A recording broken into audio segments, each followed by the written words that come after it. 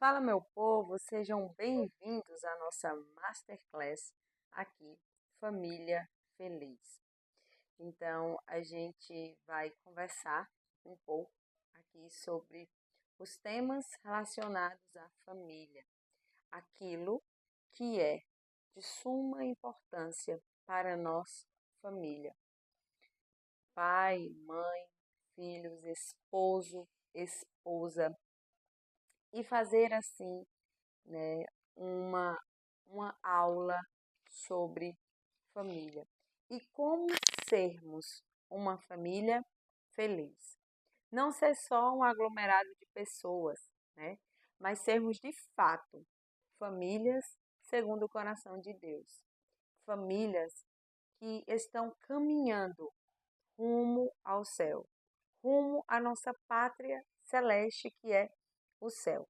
Nós fomos criados, né, para Deus. Nós somos criados para alcançarmos o céu. Então vamos lá, vamos começar. No começo de tudo, a gente precisa entender que a família é uma instituição querida, pensada e sonhada por Deus. A gente vai ver lá no início, né, lá no Gênesis, quando Deus viu que o homem precisava de uma companheira, onde Deus viu a necessidade de uma pessoa semelhante ao homem, né? De ali ter uma companheira idônea, uma companheira que lhe auxiliasse, uma companheira que estivesse com ele, né? E para que ele não se sentisse só, para que ele não se sentisse perdido, né? Muitas vezes é isso que acontece conosco, nós nos sentimos perdidos quando estamos sozinhos. E hoje, nessa sociedade maluca, né, onde as pessoas não querem mais ter família, não querem mais ser família, não querem mais constituir família, porque acha que o legal, que o divertidinho é, é, tá só, é curtir, né, sei lá, fazer sabe lá Jesus o quê. Então, vai de, vai na contramão daquilo que Deus viu que era bom, né? Deus viu que o homem precisava, que ele necessitava, né, dessa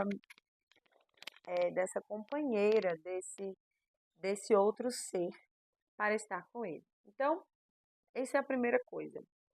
É, Antigamente, nos séculos passados, se tinha muito, e principalmente por causa de heresias, né, que ao longo da história da igreja nós encontramos, como por exemplo os cátaros que achavam que tudo que era do corpo, né, tudo que era matéria, era ruim, era de um Deus mau, e tudo aquilo que era espiritual era do Deus bom.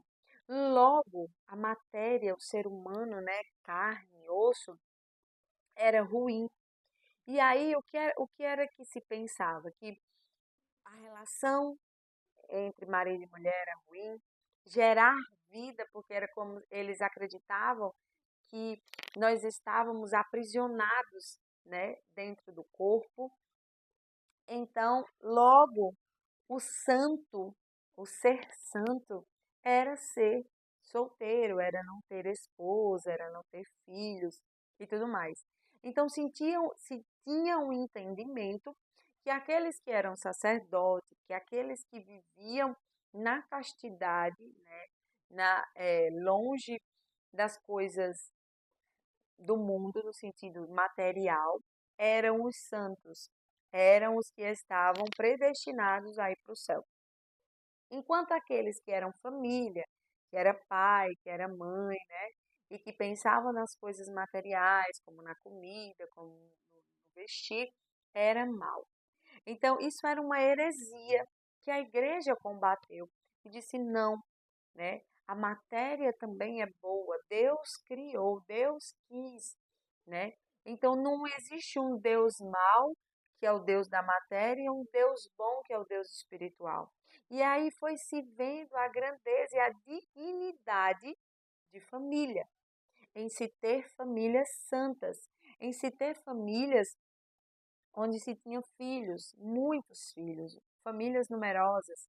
e que essas famílias, elas precisariam conduzir estes homens e estas mulheres para serem grandes homens, homens santos, mulheres santas, né, numa sociedade totalmente longe de Deus, e que essas famílias, esses pais, precisariam e a igreja abraçaria, né, como sempre abraçou a família, mas agora ressaltando toda a importância e todo o significado da família para o mundo, para a sociedade e para a igreja, principalmente para a igreja, porque de onde viria, né, os novos sacerdotes, as novas religiosas, né, os novos pais e mães santos que iriam gerar outros filhos santos para Deus, se não na família, se não no lar, né? Então, gente, esse é o primeiro ponto, a dignidade de ser família. Hoje, graças a Deus, a gente já tem essa visão, né, mais ampla da grandeza e da riqueza que é ser família, que é ser pai, e a importância de ser um bom pai, a importância de ser uma boa mãe. E o que é ser um bom pai e o que é ser uma boa mãe? É simplesmente pensar em escola boa, em roupa boa, né, em atividades, em currículos. Não só isso, né? Mas principalmente pensar no espiritual dessas crianças, de formar esses novos seres confiado a nós, mães e pais, né, por Deus, novas almas, novos filhos de Deus. Deus não tem netos, né? Deus tem filhos, novos filhos de Deus, e que nós ali recebemos essas almas e temos a missão, o trabalho, né? O trabalho prazeroso, mas que também dá trabalho. Você formar pessoas não é algo fácil, não é algo simples, não é algo que eu possa fazer de qualquer jeito, não é, né? Exige sim um esforço, exige sim determinação, exige sim você buscar inteiramente, né, de verdade, o bem daquela pessoa, desejar e formar pessoas capazes de amar, né? Hoje a gente vê tantas situações, tantas pessoas que parece que não tem mais coração, e parece que dentro do peito não existe mais, né, o sentimento de compaixão. Então hoje nós já sabemos dessa dignidade, né, daquilo que Deus desejou. Foi vontade de Deus. E Deus instituiu a família logo no início, logo no começo da criação, porque ele viu que era bom, que era necessário que o homem não estivesse só, mas que tivesse ao seu lado uma companheira idônea. E por isso, gente, existe o sacramento do matrimônio.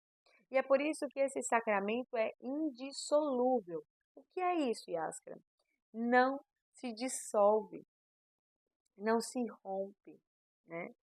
Então, é, o matrimônio católico, né, a Santa Igreja Católica, ele é indissolúvel.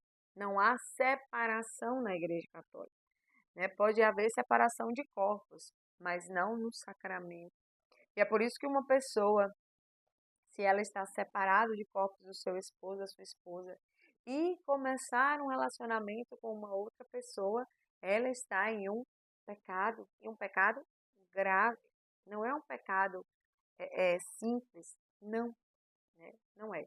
Então, gente, essa é a primeira coisa que eu quero fixar, eu quero que fique muito firme no coração de vocês. Família é um projeto do coração de Deus, com a finalidade de levar outros para Deus. Essa é a finalidade da família. Um homem, uma mulher que se unem para buscar a santidade os dois, gerar vida e assim conduzir essas novas vidas para o céu. Foi para isso que Deus criou o matrimônio. Foi para que esta família, este povo que é amado e querido de Deus, se santifiquem, caminhem juntos em unidade, em alegria, em harmonia, para chegar até os céus, para passar a eternidade inteira na presença de Deus.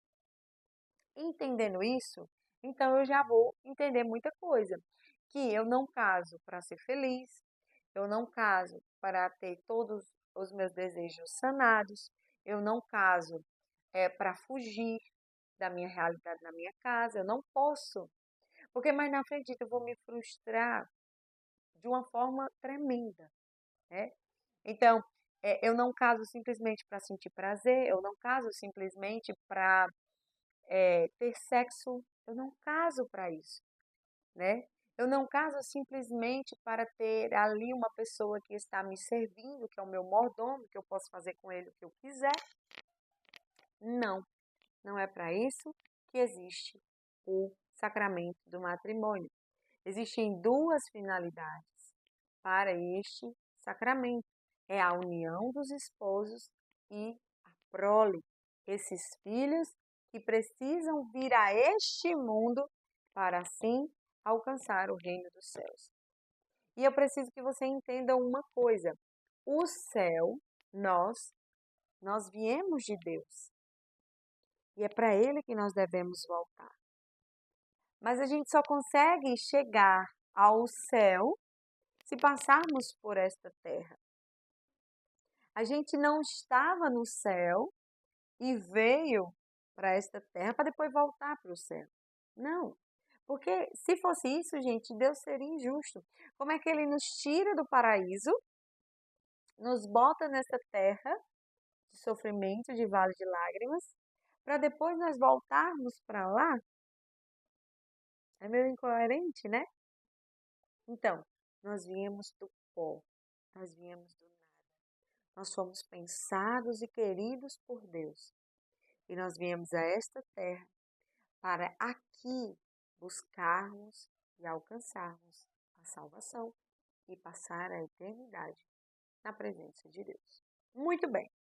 Entendendo tudo isso, toda essa introdução de família, de onde viemos, de como temos que ser, a gente vai entrar agora nessa vida matrimonial, tá?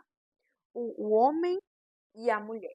A gente vai ler em Éfeso, no capítulo 5, no versículo 21, acredito que muitos de vocês já tenham feito esta leitura.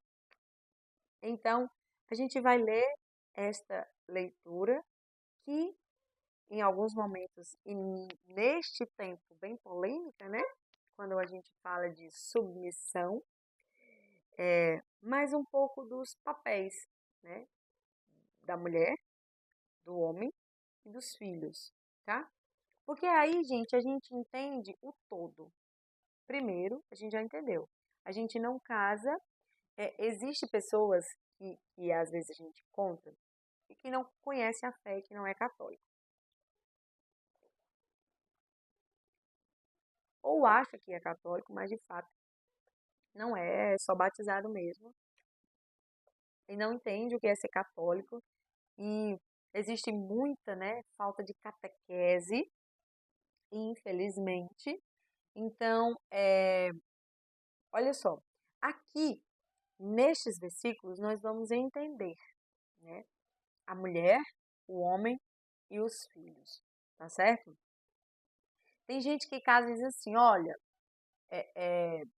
agora não, agora a gente vai viver só nós dois, nós não vamos ter filho agora, né? A gente casou para ser feliz, para curtir mesmo, para, sabe, viver, viajar, né? E nossa, não é hora, né? Não é hora dos filhos e tal. Vamos ver aqui os papéis, tá bom? Vamos lá, vamos começar. Efésios 5, a partir do 21, diz assim, ó. Sede submissos uns aos outros no temor de Cristo. Primeiro ponto. Aqui, São Paulo ele já vai dizer, olha, sede submissos uns aos outros, no temor de Cristo. O que é isso? Se ele já está dizendo, seja submisso uns aos outros, ele está dizendo, olha, observa a necessidade deste, tá? Observa a demanda dele e o ajuda, né? E o ajuda, seja suporte para esta pessoa. Então ele já inicia o versículo 21 dizendo: sede submissos uns aos outros, independente se é marido e mulher, independente do que seja, veja, observe, esteja atento à necessidade do outro. Ele precisa, né, da tua ajuda, do teu suporte, né? Então já inicia aí. E depois ele continua: as mulheres o sejam aos seus maridos. Então veja, primeiro ele diz, olha, uns aos outros, independente de que seja, mas de forma toda especial, mulher, seja aos seus maridos como ao Senhor. O que é que São Paulo está dizendo aqui? Trata e serve o teu marido como tu estás servindo ao próprio Cristo. Será que se Jesus te pedisse, minha filha, coloca um almoço para mim, você iria virar para Jesus e dizer: ah, Jesus, você não tem mão e nem perna para você se levantar daí e botar sua comida lá do fogão, não? Será que você iria dizer isso para Jesus? Provavelmente não. Você iria se oferecer, você iria buscar agradar a Deus. Se você não faria isso, não teria essa intenção, então tem algo muito sério que precisa ser trabalhado em você. Então, a primeira coisa que São Paulo diz aqui, as mulheres sejam seus maridos como ao Senhor. Ele está dizendo, olha, serve ao teu marido como tu serviria a Jesus. Porque fazendo isso, você será feliz. Fazendo isso, o teu casamento será feliz. Fazendo isso, você evitará tantas e tantas contendas. Fazendo isso, servindo, sendo submissa, sendo solícita, você, mulher, vai atrair para o teu matrimônio, para a tua casa, felicidade, graças e bênçãos. Entende isso? Não é ser inferior. É isso que as pessoas hoje não entendem. Servir o outro não é inferioridade. Servir ao outro é honra. E nós devemos servir ao outro como ao Senhor Jesus. Se eu trabalho, eu devo trabalhar e exercer o meu trabalho servindo aquelas pessoas como para Cristo.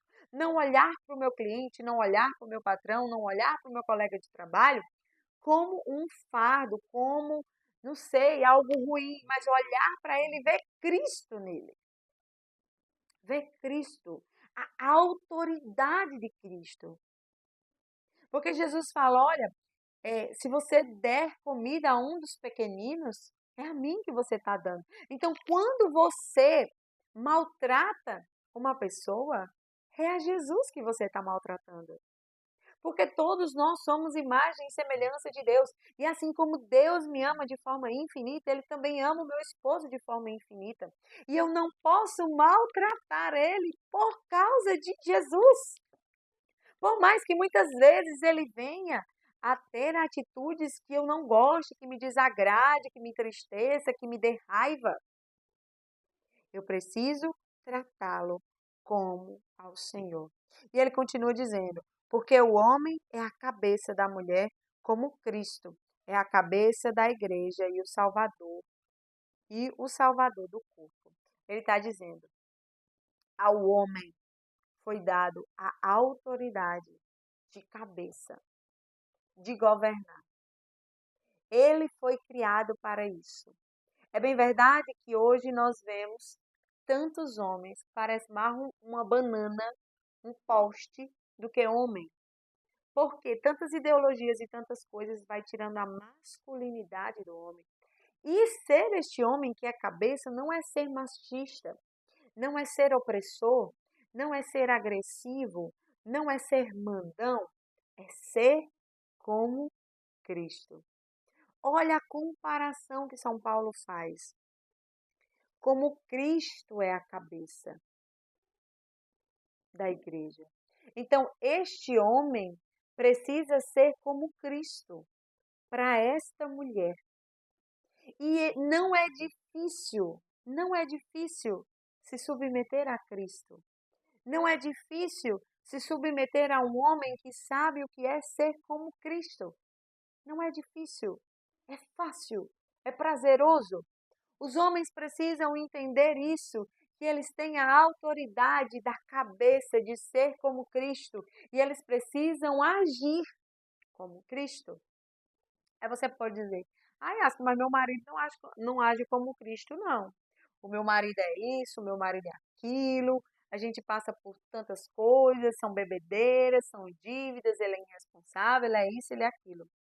Bom, minha irmã, muitas vezes nós estamos colhendo hoje a falta de atenção e oração de lá de trás. Então, se você está casado, você passou pelo namoro, o tempo de conhecer, o tempo de ver quem é este homem, o tempo de avaliar se ele é um homem segundo o coração de Deus, se ele é um homem de temor a Deus, se ele é um homem de oração, é lá no namoro. Casou, está na igreja, casado no santo matrimônio da Santa Igreja Católica, agora é plantar esses teus joelhos no chão e clamar para que Deus faça a obra, tá? Não vem chorar o leite derramado, não, porque isso tu tinhas que ver estes defeitos deste homem lá atrás. Agora já casou, agora já tem filho, agora já tem tantas realidades. Não é tempo de chorar aquilo que já não tem mais o que fazer, né? Agora é tempo de buscar agir em Deus e no mundo espiritual. É você fazer a tua parte como filha de Deus e agora buscar, né? E agora lutar por este homem, por esta família, porque sim, tudo pode ser mudado e transformado no nome de Jesus, tá bom? Então vamos lá. Eis a fala de Paulo. A cabeça da mulher, como Cristo é a cabeça da igreja, tá bom? E o Salvador do corpo. E ele continua: como a igreja está sujeita a Cristo, esteja as mulheres em tudo sujeitas aos seus maridos. A igreja, que é este corpo místico de Cristo, ela está sujeita a Jesus. Só que, de novo, essa sujeição, né, esse estar, o que é estar sujeito? É estar disponível, é estar ali, atento, é estar ali para executar e para fazer a vontade de Deus. É estar ali e junto, porque veja, eles não estão separados, eles não estão em uma competição. O homem e a mulher não podem estar nesta competição. A cabeça, ela não é separada do corpo. O corpo não é separado da cabeça. Você nunca vai ver uma pessoa andando sem cabeça. Você vai ver em algum momento andando sem uma perna, sem um braço, sem dedo, mas nunca sem a cabeça. Não pode, não tem como, né? Então, estar sujeito é estar ali unido e disponível para o outro. É quando teu marido disser assim, eu preciso de você, você dizer, eis-me aqui. Eu estou sujeita, eu estou disponível, eu estou aqui para o que você precisar. Nós estamos juntos, nós estamos unidos. Você não está só, eu não caminho só. Nós somos um. E é tão lindo, gente, porque esse mistério de Cristo e da igreja, ela é tão unida ao matrimônio. É algo tão lindo que nós podemos ver o mistério da salvação ali. É por isso que na celebração do matrimônio se diz não é mais só um. Aliás, não são dois mais, mas agora um. Porque agora não é mais as minhas coisas. Agora é as nossas coisas. Nós estamos unidos. Então, o que dói nele, dói em mim. O que machuca ele, machuca a mim. E é por isso que no matrimônio, a primeira coisa que nós precisamos entender para ter um matrimônio feliz é unidade e aprender a deixar de lado o egoísmo. Não cabe mais em um matrimônio você ser egoísta. Você dizer, não, isso é meu, eu vou cuidar daquilo que é meu, isso é teu, você cuida do que é teu. Não pega nas minhas coisas, não, isso pertence a mim, eu não abro mão. Não, não é mais dois, é um. Não é mais a minha casa, é a nossa casa. Não é mais o meu dinheiro, é o nosso dinheiro. Não é mais o meu carro, é o nosso carro. Entende? Que essa sujeição é estar sujeito, é estar pronto, disponível para dizer eu estou contigo até onde você for. Por mais que por muitas vezes o teu marido, a tua esposa vai dizer assim, ó, a gente vai fazer desse jeito. E você diga, meu amor, não vai dar certo isso. Olha, presta bem atenção. Isso vai acontecer, isso, aquilo, não vai dar certo por este tal motivo. E ele diz assim, não, mas vamos fazer assim? Eu tô com vontade, tô com desejo, eu acho que assim vai dar certo. Em vez de você dizer, não conte comigo, você vai dizer, meu amor, eu acho melhor desta outra forma. Mas, se você está dizendo que assim é o melhor, você acha que é o melhor, então, ok, vamos fazer do seu jeito. Eu estou aqui para te apoiar. E se porventura não der certo, não seja aquela pessoa que diz assim, eu não disse, sabia que não dá certo. Porque você nunca me escuta. Porque você nunca me dá atenção. Não, não. Se deu errado para ele, deu errado para nós, para nossa família. Ou tem muitos casais que torcem, que inclusive até trabalha contra, né? O esposo diz, nós vamos fazer desse jeito, a mulher torce a cara e torce para que dê errado, para que o outro quebre a cara, para que ela possa dizer, eu disse que não ia dar certo. Para que ela possa dizer, tá vendo, nunca me escuta e por isso sempre quebra a cara. Isso não é unidade, isso é divisão. E o pai da divisão é Satanás. Todas as vezes que você ver, que você perceber que na tua casa há partidos, há divisões, há panelinhas, há separações, saiba que quem entrou ali foi o diabolos, aquele que divide. Então, mulheres, sejam disponíveis para os seus esposos. Faça com que ele perceba que você está com ele. Faça com que ele perceba de que você não abre mão de estar ao lado do seu esposo. Faça com que ele perceba que ele pode sim contar com você. Ele pode sim confiar que para onde ele for, você estará com ele. Faça com que ele perceba isso. E aí no 25 ele começa a falar para os maridos, tá? Ele diz assim, ó, e vós maridos, amai vossas mulheres como Cristo amou a igreja e se entregou por ela. Ah, gente, isso é muito lindo. Isso é muito lindo. Ele fala para a mulher, ó, seja esse suporte, submissão, seja esse apoio para este homem. Não deixa ele perceber, não deixa ele achar que está sozinho, mas mostra para ele que você está do lado dele para o que você precisar. Mas aí ele diz ao marido, marido, você precisa amar. Você precisa amar esta mulher. Ela precisa saber, ela precisa se sentir amada. E ele diz como Cristo. É qualquer amor, é amor de atração, é um amor sexual, não somente. Claro que precisa deste amor. Claro que precisa desse amor eros, né? Porque senão aí é amizade, aí é amor filos, né? Aí é amizadinha, amiguinho, e não, precisa ter esse amor eros, essa atração de homem e mulher, de desejo, tá? Precisa existir dentro do matrimônio, é óbvio. Mas aqui São Paulo fala de um amor, do amor ágape, do amor de Cristo pela igreja.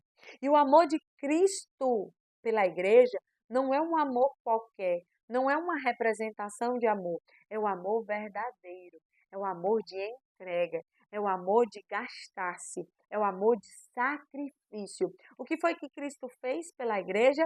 Se entregou, entregou o seu corpo para ser flagelado, para ser massacrado, para ser triturado, para nos dar a salvação.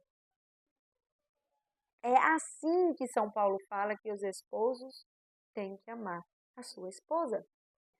Um amor que diz assim, meu amor, olha, eu estou indo lá, ó. Estou indo lá buscar o nosso pão de cada dia, eu estou fazendo isso aqui para você. Olha, eu vou te proteger. A mulher tem que se sentir segura com este homem, né? Então preste bem atenção, ele diz, com amor como Cristo amou a igreja e se entregou. É um amor de entrega. É um amor sacrificial. É um amor, gente, que não é egoísta. Não cabe no amor de Cristo egoísmo. Não cabe egocentrismo. Aqui, neste amor de Cristo, eu paro de olhar para mim. E eu começo a olhar para o outro que precisa de mim. E o que é que eu, esposo, o que é que eu, esposo, posso fazer para me entregar, para me entregar totalmente ao outro? O que é que eu posso fazer para ajudar esta pessoa a alcançar a santidade, a alcançar uma paz, a alcançar uma felicidade, a alcançar uma segurança? Gente, não é qualquer amor. E olha aqui, ele continua dizendo no versículo 26, a fim de purificá-la. Esse amor de entrega, esse amor de submissão, gente, tem um fim. E o fim é essa purificação, ó, a fim de purificá-la como o banho da água e santificá-la pela palavra. Olha o que ele está dizendo. Tudo isso, essa entrega, este amor, esta submissão, esta vivência, este olhar, né, de caridade, tem um fim. E qual é o fim? É a santidade.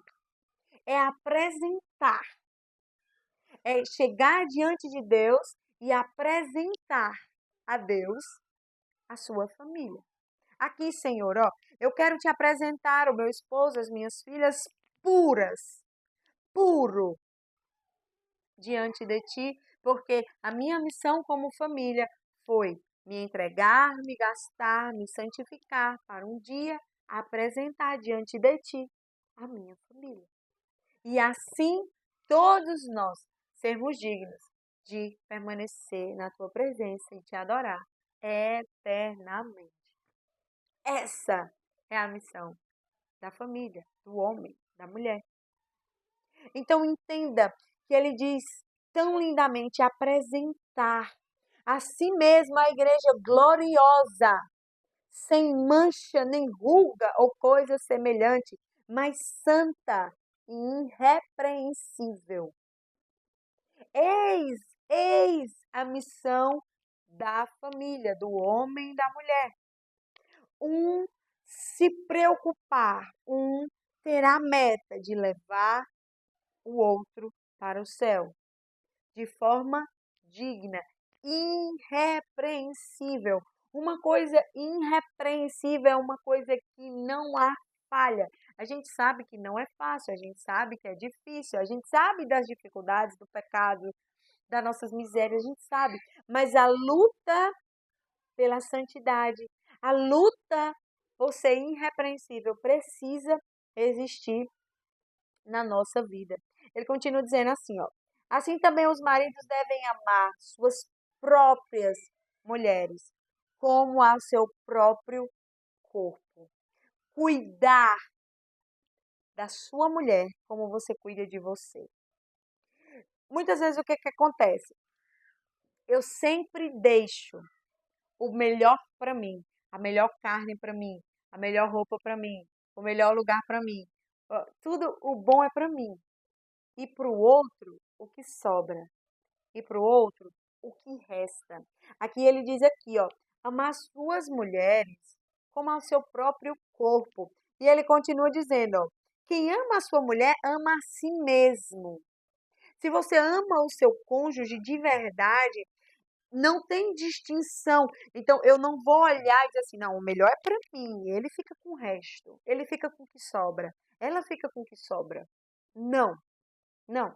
Aqui ele diz assim, ó, se eu amo o meu esposo, eu amo também a mim, porque ele é um só comigo. E quando eu cuido dele, quando eu olho para ele com caridade, e quando eu vejo nele a mim, eu vou cuidar dele como eu deveria, como eu gostaria de ser tratada. E, gente, não tem, não existe uma pessoa que cuida bem do outro como a si mesma e ainda assim nesse relacionamento haja divisão, haja contenda. Não, não, porque eu estou fazendo por ele tudo, o meu máximo que eu gostaria que seja feito a mim.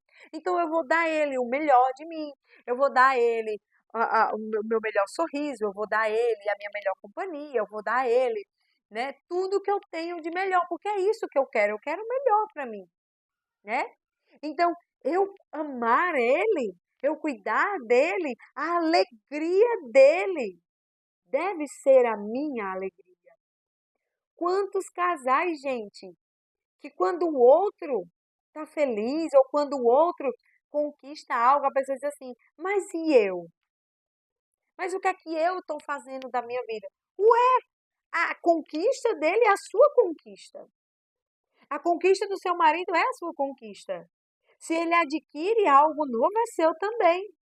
Não é o carro dele, não é as coisas dele, não é o sucesso dele, é nosso. E muitos homens não entendem isso, né? E é por isso que muitas mulheres também, por ter, né, estes homens que não entendem isso, dizem assim: ah, eu quero a minha independência, eu quero ter o meu dinheiro, porque o meu marido acha que ele está me fazendo um favor e me dá algumas migalhas. Não, é da mulher também, não é só do homem. Não é só do homem. Do mesmo jeito, a gente vê situações em que a mulher ganha mais do que o homem e que muitas vezes esta mulher começa a humilhar este homem, a dizer a este homem, a dizer que é dela e tem que pedir a ela e é um empréstimo. Gente, tudo errado em relação a isso. Então não há casamento feliz assim.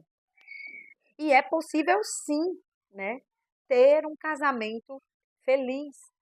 É possível sim ter um casamento harmonioso. É possível sim, gente. É possível sim viver um matrimônio feliz e pleno. E essa felicidade não é ausência de problema, essa felicidade não é ausência de conflitos, essa felicidade não é ausência de desafios. Não é isso. Não é isso, tá? Mas é pleno, feliz, porque o alicerce, a base, a rocha é Jesus. E está tudo baseado e em volta do Senhor. Então, não tem como ser infeliz uma família dessa. Uma família que Deus é o primeiro lugar. Uma família que a base são os preceitos bíblicos. Uma família que tem uma fé viva, que vive os sacramentos, que vive os mandamentos. Como essa família vai ser infeliz, gente? Se nessa casa habita o Senhor Jesus, a sua mãe, a Virgem Santíssima, não tem como. Agora, claro, essa família vai estar isenta de problemas? Claro que não. Aí, isso aí, não. Gente, se nem Nossa Senhora e São José foram isentos de problema, Nossa Senhora grávida, né, dá luz a um estábulo, o menino numa manjedoura, depois foge e depois é perseguido. Gente, se nem Jesus, se nem a Virgem Maria, se nem São José foi privado, né, de conflitos, de desafios e de problemas, porque nós seríamos, porque cargas d'água nós seríamos. Você não é o alecrim do campo que nasceu, você não é o alecrim dourado que nasceu no campo sem ser semeado. Não é, tá? Então, voltando aqui para o texto bíblico, ele continua dizendo, ó, pois ninguém jamais quis o mal à sua própria carne, antes alimenta e cuida dela, como também faz Cristo com a igreja. Então, o que é que ele está dizendo? É só reforçando. Quem ama o seu esposo e quem ama a sua esposa e ama principalmente a Cristo, cuida do outro, né? Cuida do outro de forma primária, não secundária. O que seria isso, Yastra? Não dá para o outro o que resta, não dá o alimento que resta, não cuida só se der tempo, mas está ali dizendo: eu quero o melhor para você, eu vou te dar o meu melhor, né? Eu vou cuidar de você, eu vou zelar por você, né? Como também faz Cristo com a igreja, porque somos membros do seu corpo. Então veja, ele sempre faz, gente, essa ligação e ele sempre faz essa comparação de Cristo e a igreja, Cristo e a igreja. E sempre o Cristo é o esposo e a igreja a esposa, porque é Cristo que cuida da esposa. Então este marido, ele precisa proteger, cuidar, alimentar, zelar, estar atento às necessidades dessa mulher, né? Às necessidades desta família, às necessidades, né, deste lar. Então ele continua dizendo aqui agora no versículo 31. Por isso deixará homem seu pai e sua mãe e se ligará à sua mulher e serão ambos uma só carne. No versículo 31, ele está fazendo menção lá a Gênesis, lá o início. Lá fala de Deus na criação, na instituição da família. E olha que lindo. Ele diz assim, ó, por isso deixará o homem o seu pai e a sua mãe e se ligará à sua mulher. Que é isso, Yasca? Isso, gente, nos ensina que quando acontece um sacramento do matrimônio, ali nasce uma nova família, tá? Ali nasce uma nova família. Então, eu preciso me voltar para esta nova família e me ligar a ela. Qual é o problema, muitas vezes, de alguns casais, né? É que este homem não consegue se desvencilhar da sua família de origem. Gente, aqui eu não estou falando que tem que abandonar pai e mãe, não. Mas é um entendimento de que agora eu tenho uma nova família, né? E que eu preciso cuidar dela. Eu preciso me ligar a esta mulher e cuidar desta mulher de tal forma que ela se torne a minha prioridade. Um casamento ele é feliz quando ele tem o seu alicerce em Jesus, mas eu entendo que o outro é minha prioridade. Eu devo cuidar e zelar, estar atento e não desejar maltratar o outro. Então aqui ele diz, olha, se ligará a sua mulher e será ambos uma só carne. Ele vai se ligar de tal forma que a prioridade deste homem é fazer esta mulher feliz, dentro das possibilidades, dentro daquilo que ele pode. Ele vai se esforçar ao máximo, essa mulher vai se esforçar ao máximo para cada dia ser melhor, para cada dia buscar crescer em virtudes, em amor. Então, o que que acontece? Né? O que que muitas vezes acontece? Essa ligação com a família de origem, né, com o pai, com a mãe, acaba atrapalhando essa nova família. Por quê? Porque este homem ou esta mulher prioriza tanto a família de origem, né, o pai e a mãe, que acaba que a ordem ou as decisões são baseadas no que a mãe e o pai diz e não em uma combinação com o marido, né, e não uma conversa e não um diálogo com ali os esposos para decidir o que vão fazer, né? O que é que vai ser decidido, o que é que vão construir, o que é que vão edificar, né? Então, isso é muito sério. Ou eu conheço casos por exemplo, que todos os dias o filho precisa ir na casa da mãe, todos os dias. Então, tipo, toda noite precisa estar lá. E, gente, pelo amor de Deus, né? Adultos que trabalham, que têm casa, né? Então, ser obrigada todo dia bater o ponto na casa da mãe, todo dia, entende? Então, é justamente esse deixar, não é um deixar de abandono, não é isso. Não é um deixar de descaso, não é isso. Mas é um deixar de não estar apegado, tá? De não estar apegado. Mas, de uma forma mais forte, entender que essa ligação e essa união e se tornar uma só carne é com a sua esposa e com o seu esposo, tá? E que a partir de agora, essa nova família precisa caminhar. E caminhar com as próprias pernas. E não ficar se apoiando, né, ali, criar moletas nos pais e nos sogros, tá bom? Mas aprender de verdade a caminhar. E aí ele continua no 32. Ele diz assim, ó: é grande esse mistério, refiro-me à relação entre Cristo e a igreja. Em resumo, cada um de vós ame a sua mulher como a si mesmo, e a mulher respeite o seu marido. Esse respeito aqui, gente, que São Paulo fala, é o respeito de honra. O que é isso? O que é esse respeito? A mulher precisa, e o homem também, né? Mas aqui a gente fala de forma toda especial para a mulher que gosta de falar mais, gosta de conversar mais, né? Principalmente em público. Este respeito de cuidado com o que você vai dizer a respeito do teu marido, tá?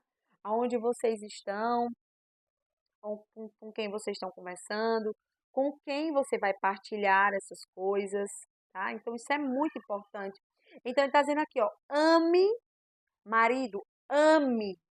Esse homem precisa ser louco por esta mulher, né? Este homem precisa estar disposto a morrer, entrar na frente de uma bala perdida, de uma bala achada por causa dessa mulher. Mas esta mulher precisa entender que este homem precisa de respeito e de honra, tá? Então, se você não tem nada de bom, nenhum elogio, nenhuma uma palavra de encorajamento, sabe, um elogio para este homem em frente às outras pessoas, simplesmente não fale nada, porque nada fere mais um homem do que a sua honra, né? Pensar aqui, viu, meu posto? Ajeitar aqui a câmera. Do que a sua honra, tá? Então ele encerra o capítulo 5 com essa frase. E aí ele entra no versículo 6, que é a respeito dos filhos. E ele diz assim, ó: filhos, obedecei aos vossos pais no Senhor, pois é justo honra o teu pai e a tua mãe. É o primeiro mandamento com promessa, para seres felizes e ter longa vida sobre a terra. Olha o que ele diz: filho, obedecei aos vossos pais no Senhor. O que é que isso quer dizer na prática? Eu só não obedeço os meus pais, eu só estou livre de não obedecer os meus pais se esta ordem ferir o mandamento de Deus, ou for um pecado, for algo errado, né? Então, logo eu estou livre de obedecer isso. Por quê? Porque aqui diz obedecer no Senhor, pois é justo. Mas tirando isso, gente, tirando isso, de ser algo ilícito, de ser pecaminoso, eu devo obedecer em tudo aos meus pais. Mesmo que eu discorde, mesmo que eu, sabe, que eu não concorde, mas isso é bem mais difícil quando a gente se torna adulto, né? Obedecer quando a gente se torna adulto, ou respeitar, honrar quando a gente se torna adulto. Quando a gente é criança, meio que a gente não tem muita opção, né? Tem que obedecer. Mas a luta e o testemunho vem quando você é adulto, né? Porque é como muitos pensam que é como se você estivesse livre, né? Livre dessa obediência e desse respeito e dessa honra aos pais. E não, né? Eu devo obedecer o meu pai e a minha mãe, mesmo que eu discorde. Se não for pecado, se não for errado. E esse é o primeiro mandamento com promessa. Ele fala, ó, para ser feliz e teres longa vida sobre a terra. Para que você seja feliz, filho, neste mundo, obedeça seu pai, sua mãe. Gente, e às vezes a gente acha que é bobagem, né? Mas quantas vezes a gente escuta histórias de livramentos de filhos que obedeceram os pais quando o pai disse assim, não vai, né? Não, eu não estou sentindo paz para que você vá, e o filho ficou. Ou das vezes que o pai e a mãe pediu, não vai, ele foi e aconteceu coisas ruins, né? Então, gente, este mandamento, ele é primordial na nossa vida. Porque aqui o Senhor nos promete felicidade, longas vidas. Então, você quer viver muito, obedece teu pai e tua mãe, tá? E aqui não fala, obedece teu pai e tua mãe se ele for bonzinho, obedece teu pai e tua mãe se eles forem santos, não, obedece o teu pai e a tua mãe, ponto, tá? De novo, só aquele parênteses que eu falei a respeito de quando é algo mal, tá? Quando é um pecado, quando é algo ilícito, quando é um crime, entende? Algo desse tipo. Mas não sendo, obedece teu pai e tua mãe. E vós, pais, não deis aos vossos filhos motivo de revolta contra vós, mas educai-os com correções e advertências que se inspiram no Senhor. Olha isso. Olha o que ele diz. Pais. Primeiro ele está falando para os filhos, né? Obedece. Obedece teu pai, obedece a tua mãe, filho, para que você seja feliz e para que você tenha muitos, muitos dias, né? Na terra. Aí agora ele fala para os pais. Veja, ele começou falando da esposa, depois passou para o marido, falou para os filhos e agora ele vai falar como os pais, os esposos com os filhos. E ele diz assim, ó: e vós, pais, não deis aos vossos filhos motivo de revolta contra vós. O que é isso? Motivo de revolta. Você que muitas vezes tem atitudes errôneas, atitudes erradas, atitudes pecaminosas e diz para o teu filho assim, ó, faça o que eu digo, mas não faça o que eu faço, né? Mas na frente, quando você chegar a corrigir este filho, porque aqui na frente a gente vai encontrar a palavra correção, este menino ou esta menina vai virar para você e vai dizer assim, vai ter uma revolta, mas você faz, mas você diz, mas você bebe, mas você fez isso, tá? Então é necessário ter essa vigilância, porque os nossos filhos, eles estão com os olhos atentos em nós, olhando constantemente para nós. Então, qual é o testemunho que eu estou dando a esta criança? Qual é o testemunho de fé, de atitude, de amor, né? De vivência de Deus, de oração? Aí a mesma coisa que eu disser assim, filho, você precisa ir para a missa hoje. Vai lá. Mas e você, mãe? E você, pai? Você não vai? Eu já ouvi muitas vezes pais falando, né? Filhos falando, dizer, ó, o meu pai me colocava para ir, mas ele mesmo não ia. Me colocava para fazer tantas coisas na igreja, mas ele mesmo não ia, né? E isso, graças a Deus, em alguns salvou, né? Salvou muitas almas, mas que ali havia uma revolta, algo contra. Você exigir do outro aquilo que você não é capaz e que você mesmo não dá, entende? Então, isso abrange em tantas áreas, gente, em tantas áreas da nossa vida, tá? Seja na honestidade, você dizer, filho, não pega isso de ninguém, mas você ser o primeiro a pegar, né, de outra pessoa. Então, é algo muito sério e que nós precisamos vigiar, vigilância, né, vigilância sobre isso.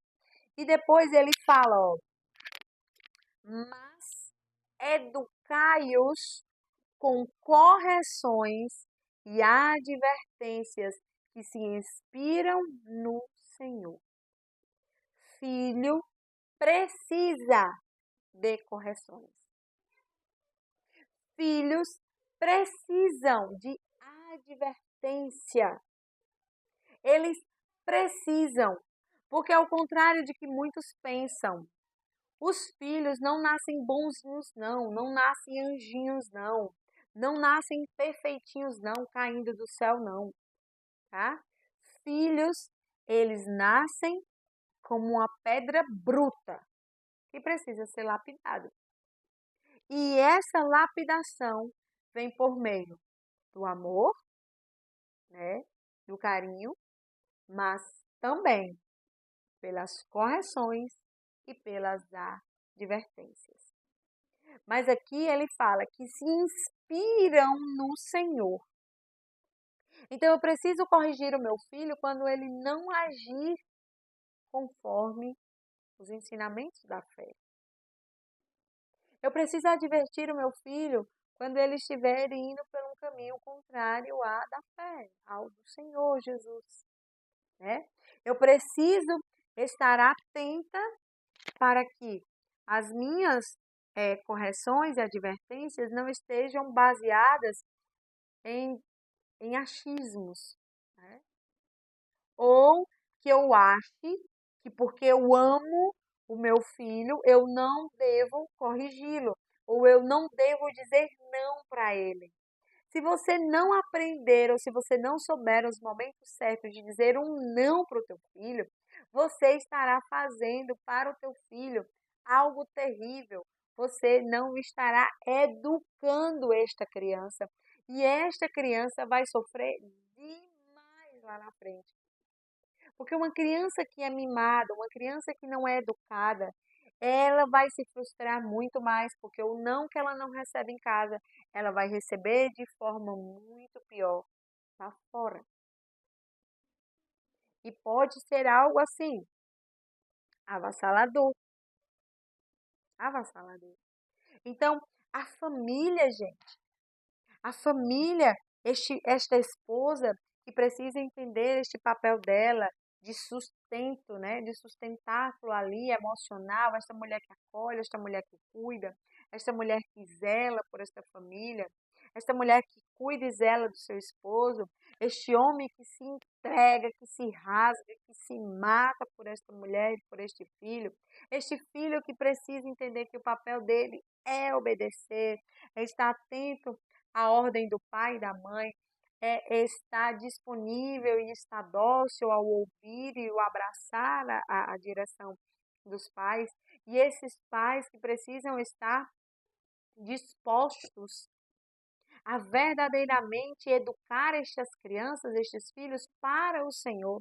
Aqui ele não fala de qualquer correção, de qualquer advertência, de qualquer forma, mas que inspiram no Senhor, que estão inspiradas, que têm um molde.